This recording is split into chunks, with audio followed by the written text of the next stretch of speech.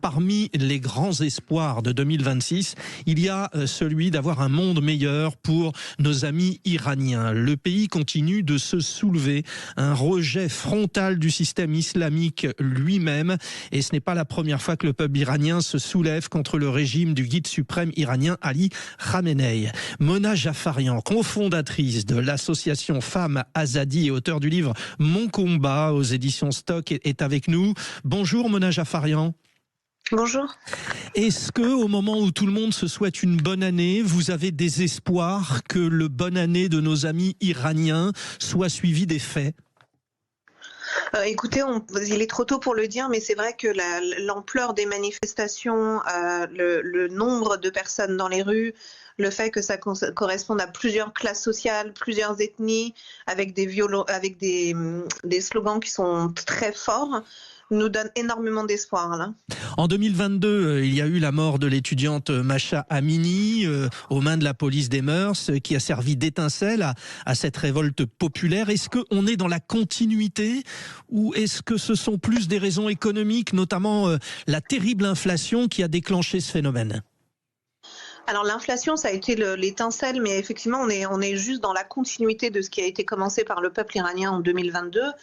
Mais les slogans ont été dès le départ très très clairs. Il n'y a aucun slogan économique scandé dans les rues aujourd'hui à travers tout l'Iran, mais uniquement des slogans qui appellent à la mort de Khamenei, la fin de la République islamique et le retour de Reza Pahlavi, que les Iraniens désignent comme étant leur leader de l'opposition.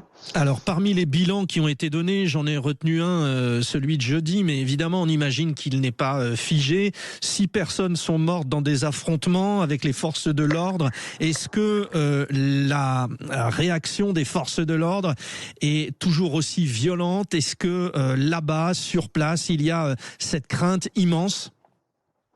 Oui, d'ailleurs, nous, on ne les appelle pas forces de l'ordre, mais bien forces de répression, puisque oui, ce sont vraiment des miliciens islamistes surarmés qui tirent à balles réelles sur des jeunes. La plupart de ceux qui sont dans les rues, notamment au moment de la tombée de la nuit, ont entre 15 et 25 ans. Et les images qui nous parviennent sont absolument terribles, puisqu'ils se font tirer dessus avec des armes de guerre. Et dans la nuit d'hier, il y a eu énormément de blessés, certainement des morts au vu des images qui nous parviennent. Nous évoquions tout à l'heure les risques des réseaux sociaux, mais aussi les avantages de ceux-ci. Et l'exemple du réseau social en Iran était cité. Est-ce que, grâce à ces réseaux sociaux, le peuple peut communiquer, s'organiser, ou alors il y a une espèce de mainmise aussi sur ces réseaux sociaux ? Alors effectivement, il y a une mainmise du régime. Maintenant, les Iraniens ont appris, après 47 ans de censure et de chape de plomb, à contourner les filtres, la censure, et avoir accès notamment à Instagram, Twitter, etc. Et aujourd'hui, on a 80 millions de journalistes à l'intérieur du pays. Donc toutes les vidéos qui nous parviennent nous permettent à nous ensuite de les diffuser, de les traduire et de permettre ensuite aux journalistes de diffuser les images en direct de ce qui se passe en Iran.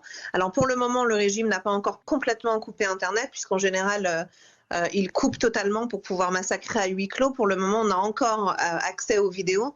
Donc il faut absolument effectivement que les médias relaient notamment les slogans dans la rue pour pouvoir permettre au monde de connaître les revendications des Iraniens.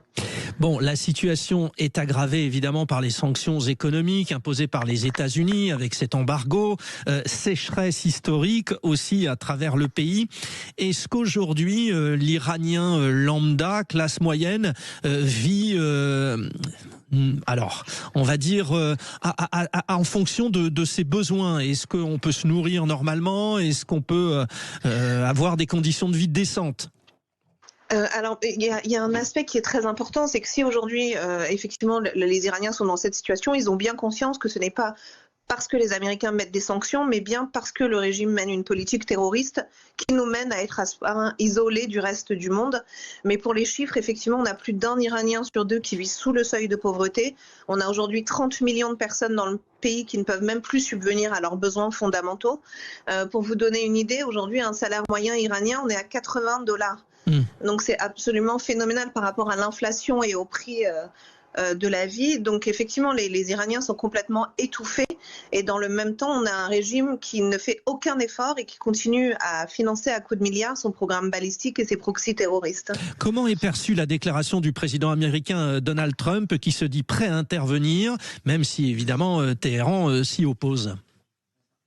Elle a été plutôt bien perçue, premièrement parce que pour la première fois, les Iraniens ont l'impression d'être vus par le reste du monde, puisque ça, comme vous le disiez très justement au début du sujet, les Iraniens se soulèvent régulièrement, parfois par millions, et puis ils ont un peu l'impression que le monde détourne les yeux, laisse le régime les massacrer, et puis ensuite on revient à la table des négociations et on continue à négocier avec Khamenei et son régime. Et là, pour la première fois, on a un président qui leur dit clairement « je vous vois ». Et si jamais ça continue, je vais intervenir. Maintenant, on est aussi lucide sur le fait que Trump n'envisage pas de mener une guerre totale contre la République islamique et de bombarder massivement l'Iran, puisque je pense que tout le monde le sait, on ne peut pas libérer un peuple avec des bombes. Par contre, ça laisse aussi l'espoir aux Iraniens que les Américains décident d'apporter une aide stratégique, logistique, pour pouvoir les aider à renverser le régime. Et si 2026 marquait un changement dans l'histoire de l'Iran, c'est tout ce qu'on souhaite à nos amis iraniens et à vous aussi, Mona Jafarian, cofondatrice de l'association Femmes Azadi et auteure du livre Mon Koba aux éditions Stock.